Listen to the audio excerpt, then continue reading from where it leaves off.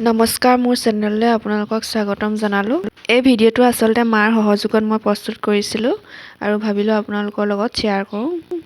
মই ভাবোঁ প্ৰায়ভাগ মানুহে মুড়ি প্ৰস্তুত কৰিব জানেই, তথাপিতো মোৰ ফালৰ পৰা ঘৰুৱাভাৱে প্ৰস্তুত কৰা প্ৰণালীটো আপোনালোকৰ আগত দেখুৱাইছোঁ। এয়া মই লৈছোঁ অলপমান চকোৱা চাউল আৰু ইয়াতে মই অলপমান নিমখ দিছোঁ। আৰু ইয়াতে সামান্য পৰিমাণৰ পানী এড কৰিছোঁ আৰু এইখিনি ভালদৰে এনেদৰে মোহাৰি মিক্স কৰি দিছোঁ।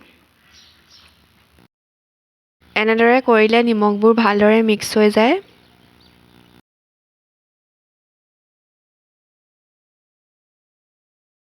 আৰু এইখন কাঢ়নি বুলি কোৱা হয়, এনেদৰে বনাই লোৱা হৈছে। আৰু এইডাল হৈছে লাৱনি, যিডাল বাঁহনিৰ দৰে বনাই লোৱা হয় এনেদৰে মুড়ি বা আখৈ ভাজিবলৈ। আৰু এয়া মই চাউলখিনি কেৰাহীত দি এনেদৰে ভাজি ল'ম অলপ সময়।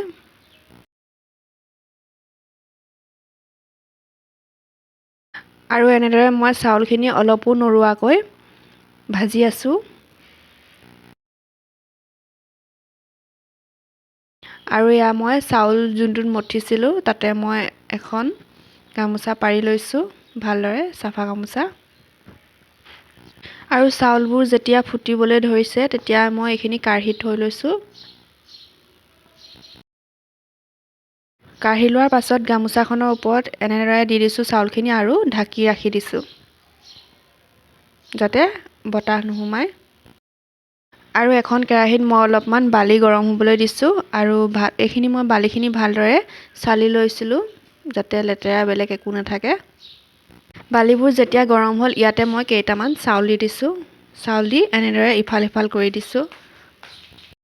আৰু যেতিয়া মুড়িখিনি ফুটিবলৈ আৰম্ভ কৰিলে তেতিয়া মই কাঢ়নিখনেৰে এনেদৰে কাঢ়ি ৰাখিছোঁ।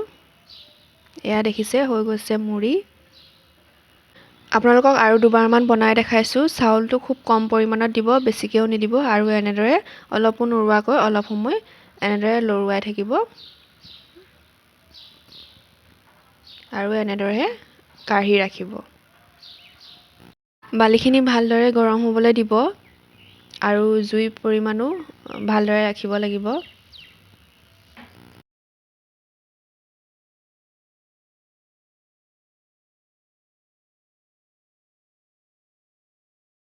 যিহেতু মুড়িখিনি বালিত ফুটোৱা হৈছিলে, সেয়েহে আপোনালোকে বালিবোৰ লাগি থাকে আৰু এনেদৰে অলপমান মোহাৰি দিব, যাতে বালিবোৰ মুড়িৰ পৰা আঁতৰি যায়।